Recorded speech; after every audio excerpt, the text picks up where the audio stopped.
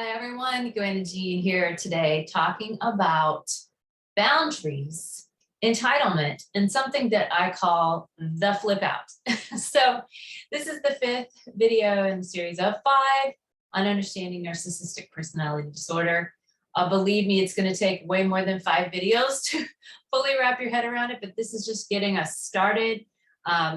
We are talking about another big main hallmark personality trait of someone suffering from a narcissistic personality disorder, which is a serious lack of boundaries.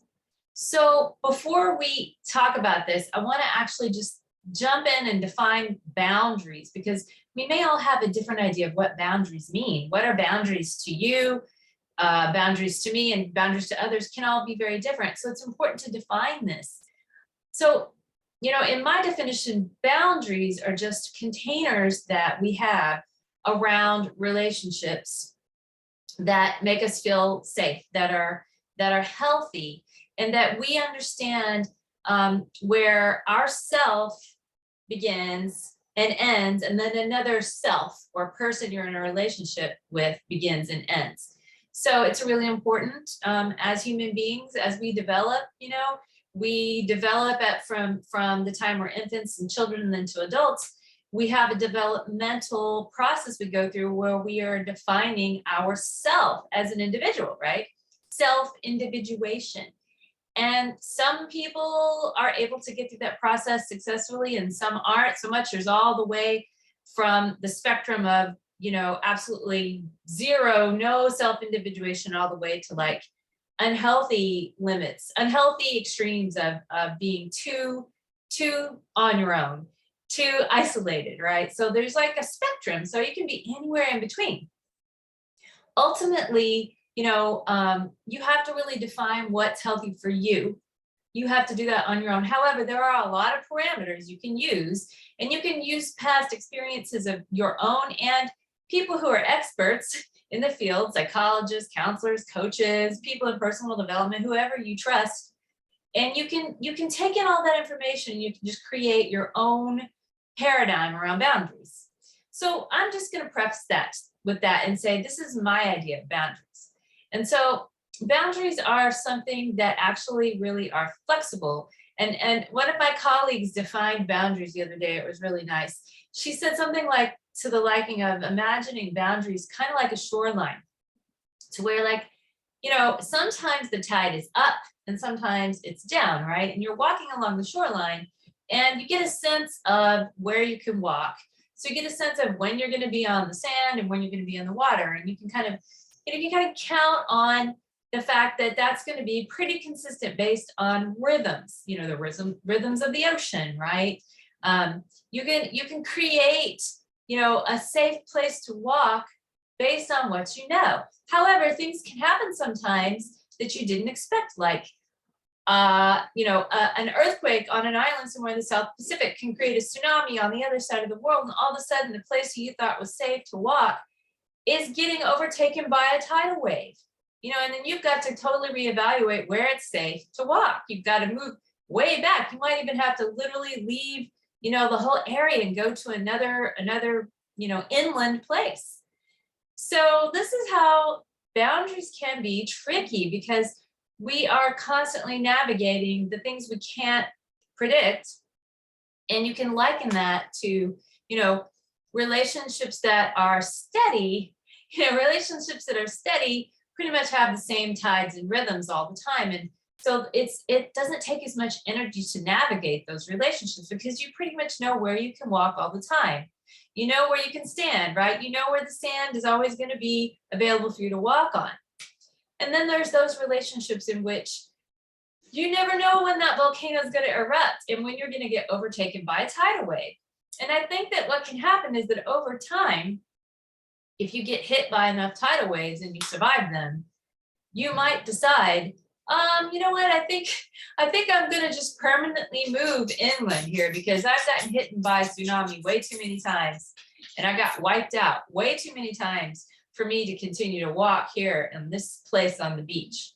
And so that's kind of what I'm talking about with boundaries with narcissists. So you guys can hear my dog scratching. She wants out, but the door is shut. So we're going to keep talking. So you guys, what I'm talking about here is just really the idea of how people who have a narcissistic personality disorder are a lot like, islands that have volcanoes on them that you never know when they're going to erupt, but they're going to erupt. There's an instability somewhere. That volcano's active and it's going to erupt. And sometimes it puffs out little smoke and sometimes it puts out some lava. And this lava might slowly cover some places and you might have time to run from the lava because it's coming really slow. But sometimes that thing is gonna blow. That thing is gonna blow and you're never gonna know when that is, but you're walking on eggshells because it's happened before and you know that when it does blow, you're in trouble, okay? Just another metaphor for you. So narcissists are like this volcano in which they have no clue, they have no awareness of the fact that their complete lack of boundaries can just obliterate you in a second. They don't understand the difference between you and them. They have very blurry boundaries from their childhood trauma. And many times this can really result in problems in interpersonal relationships, especially with parents, caregivers, relationships in which there's a power differential in family. So it can really show up as like over time, say for instance, if you have a narcissistic parent, that parent really has always seen you as an extension of themselves. They've always seen you as an extension of themselves. And so they don't know where the line is between you and them. And so they're projecting a lot of their pain onto you. And they feel entitled to your energy and your attention because they actually don't see the difference between you and them. And that's why it makes sense to them, but it doesn't make sense to you. It feels like a violation. It feels like they're asking for too much or you're into your business too much. They want to extract a lot of information from you. They want to know everything about what's going on in your inner world, your personal world, yet they don't want to share a lot about what's going on for them because that makes them feel vulnerable. So this whole idea of boundaries gets really wrapped up in entitlement. So entitlement is just this idea that whatever it is you have, whatever resource you have, money, time, energy, affection, love, sex, food, it doesn't matter what it is. It's all seen as a resource by the narcissist that they're entitled to because they don't see the difference between you and them. You see what I'm saying? So it makes sense to them, not to us. Now, the other thing I want to bring up is the flip out. Okay, you guys, if you've been in these relationships, you know what I'm talking about already. As soon as I say it, you're like, oh yeah, the flip out.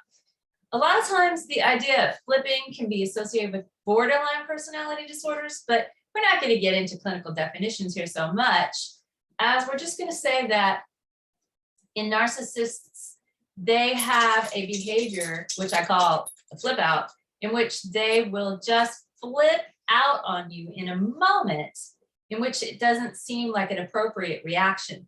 So you can be going along in this relationship for a while, just like the shoreline can seem stable, right? And maybe, the shoreline's stable and you just think, oh, this one spot I can walk. I've been walking down this spot every day and it's been safe. But then one day you walk down that same spot and all of a sudden, bam, the tide or the wave hits you, right? And it's out of nowhere. And it seems like, where did this come from? It came out of nowhere. So in this relationship, that can happen where you can say the tiniest little thing that's so innocent, or you can make a comment that's, intended to be just feedback or observation. And when it's coming from your end, it's not meant as a criticism or a judgment necessarily. But this person can really see this as a threat and they can just flip out, and have this really overly emotional reaction. Maybe even they hear something different than what you said, or they're really projecting like their own shame and guilt onto you in that moment. So maybe you could say something and then they're perceiving it as, an attack on them, or they're perceiving it as something they need to defend against. Sometimes they can do this because, you're just not agreeing with them. And this is threatening as well. So if you decide to have a boundary in a conversation, something as simple as not agreeing with something that they say, or even saying maybe you see a different perspective, or perhaps you don't agree upon a detail from the past, which is an aspect of gaslighting, which narcissists might be even lying or making something up from the past, saying it's true, and then wanting you to go along with it. And then you absolutely know it's not true. And you can say, well, I don't remember it that way. And then they flip out on you because you're not holding up the false self. You're not going along with the illusion that they need to have to be safe. It's a part of the flip out. Another reason they can flip out is really just because in that moment, they're so dysregulated that they have no other form of behavior that they can possibly have in order to exert control over you. So it's a form of bullying in a way, because the only reason they do this, what they're wanting, whether it's conscious or not, is to regain control over the situation that they feel like they've lost control because you're not in agreement with them, or you're not validating in the way they need to be validated in order to feel safe. So the only reason this is happening is in order for them to gain control of the situation and to bully you into either backing off so they don't have to take responsibility, or saying you're sorry, agreeing with it, taking responsibility for the interaction when it wasn't you that caused the problem. Anything they can do to gain control, and it's a false sense of control, but to them, it's the only way to stay safe. So if you can look at it from this aspect, you can understand why it's happening. It's going to be a lot easier for you to keep your boundaries, right? Now, I'm not saying that because you understand why this person is behaving this way, that it makes it right. It's not a healthy behavior. It's a toxic interaction. And the only thing you can do to stay healthy is to just really understand that when this shows up, and it's going to show up, it's going to show up at some point. When it does, that you're just going to stay in your center and you're going to have a response, whether it's within yourself or even possibly directly to this person, depending on the situation, is, well, perhaps that's true. But this is what I feel right now. I'm going to stay within my boundaries. I'm going to stick with my belief system. I'm going to, stand in my truth, whatever that is in that moment, and to be unaffected by this person's flip out. So I hope that that's helpful to you. There's so much more we can go into about boundaries. We could talk about boundaries all day long, but I do want to tell you that I have a masterclass coming up called Boundary Boss. And it's exactly for the purpose of helping you understand these behaviors and how they are crossing your boundaries. Because right now you may not even realize, oh my God, this person's been crossing my boundaries for years and I didn't even realize it was a boundary violation. So ways that you can start to wrap your head around how this is a boundary violation, and then what you can do about it, is what we're going to cover in the masterclass. So I put the link down below. If you would like to check it out, please do. Also, please subscribe to the channel if you find it helpful. And I hope you will have a beautiful, beautiful day. Take care. May you be at ease and know joy. Bye-bye.